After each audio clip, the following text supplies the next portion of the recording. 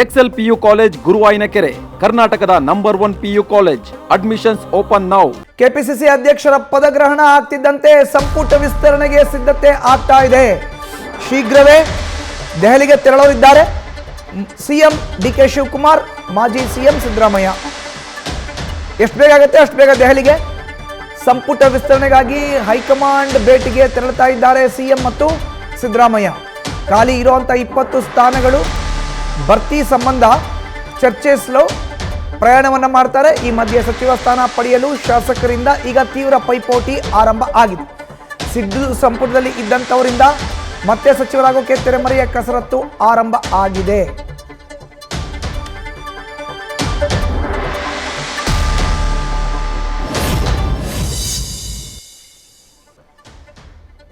ಈಗ ಕ್ಯಾಬಿನೆಟ್ನಲ್ಲಿ 20 ಸ್ಥಾನ ಖಾಲಿ ಇದೆ. 20 ಸ್ಥಾನನ ಭರ್ತಿ ಮಾಡಬೇಕು, ಸಚಿವ ಸಂಪುಟ ವಿಸ್ತರಣೆ ಮಾಡಬೇಕು. ಈ ನಿಟ್ಟಿನಲ್ಲಿ ದೆಹಲಿಗೆ ಹೋಗ್ತಾರಂತೆ ಮಾಜಿ ಮುಖ್ಯಮಂತ್ರಿ ಸಿದ್ದರಾಮಯ್ಯ, ಹಾಲಿ ಮುಖ್ಯಮಂತ್ರಿ ಡಿ ಕೆ ಶಿವಕುಮಾರ್.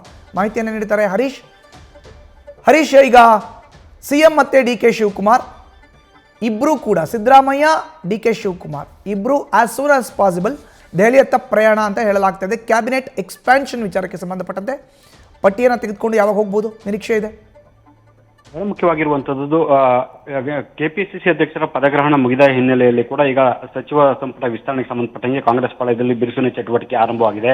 ಸೊ ಶೀಘ್ರವೇ ಕೂಡ ಮಾಜಿ ಮುಖ್ಯಮಂತ್ರಿ ಸಿದ್ದರಾಮಯ್ಯ ಮತ್ತೆ ಸಿಎಂ ಡಿ ಕೆ ಶಿವಕುಮಾರ್ ಇಬ್ಬರು ಕೂಡ ದೆಹಲಿಯತ್ತ ಪ್ರಯಾಣ ಬೆಳೆಸೋದಕ್ಕೆ ಸಿದ್ಧತೆಗಳನ್ನು ಕೂಡ ನಡೆಸ್ಕೊಳ್ತಾ ಇದ್ದಾರೆ.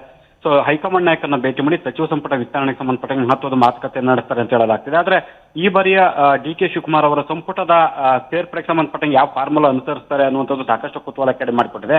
ಈಗಾಗಲೇ ಸಿದ್ದರಾಮಯ್ಯರ ಸಂಪುಟದಲ್ಲಿದ್ದಂತ ಹಲವು ಹಿರಿಯರು ಕೂಡ ಮತ್ತೆ ಡಿ ಕೆ ಶಿವಕುಮಾರ್ ಸಂಪುಟದಲ್ಲಿ ಸ್ಥಾನ ಪಡೆಯಬೇಕು ಅನ್ನುವಂಥ ನಿಟ್ಟಿನಲ್ಲಿ ತೆರೆಮರೆಯಲ್ಲಿ ಕಸರತ್ತನ್ನ ನೋಡ್ತಾ ಇದ್ದಾರೆ. ಒಂದು ರೀತಿಯಲ್ಲಿ ಕೂಡ ಎಚ್ ಕೆ ಪಾಟೀಲ್ ಆಗಿರ್ಬೋದು, ಮತ್ತೆ ಬೇರೆ ಬೇರೆ ಕೂಡ ಏನು ಅವಕಾಶವನ್ನ ಕಳ್ಕೊಂಡಿದ್ದಾರೆ ಮೊದಲ ಹಂತದಲ್ಲಿ, ಎರಡನೇ ಹಂತದಲ್ಲಿ ಪಡಿಬೇಕು ಅನ್ನುವಂಥ ನಿಟ್ಟಿನಲ್ಲಿ ಪ್ರಯತ್ನಗಳನ್ನ ನಡೆಸ್ತಾ ಇದ್ದಾರೆ. ಮಗದೊಂದ್ ಕಡೆ 3-4 ಬಾರಿ ಗೆದ್ದಿರ್ತಕ್ಕಂಥವ್ರು ನಮಗೆ ಅವಕಾಶವನ್ನ ಕೊಡಬೇಕು ಈ ಬಾರಿ ಆದ್ರೂ ಅನ್ನುವಂಥ ಬಿಗಿಪಟ್ಟ ನಡೆದಿದ್ದಾರೆ. ಸಿದ್ದರಾಮಯ್ಯ ಅವರ ಸಂಪುಟದಲ್ಲಿ ನಮ್ಗೆ ಅವಕಾಶವನ್ನ ಸಿಕ್ಕಿರಲಿಲ್ಲ, ಬಹುಶಃ ಈ ಸಂಪುಟದಲ್ಲಾದ್ರೂ ಅವಕಾಶ ಕೊಡಬೇಕು ಅನ್ನುವಂಥ ಬಿಗಿಪಟ್ಟ ನಡೆದಿದ್ದಾರೆ. ಆ ನಿಟ್ಟಿನಲ್ಲಿ ಎಐಸಿಸಿ ನಾಯಕರ ಮೂಲಕ ಒತ್ತಡ ಹಾಕುವಂತ ಒಂದು ಪ್ರಯತ್ನ ಕೂಡ ಈಗ ಆಗ್ತಿದೆ.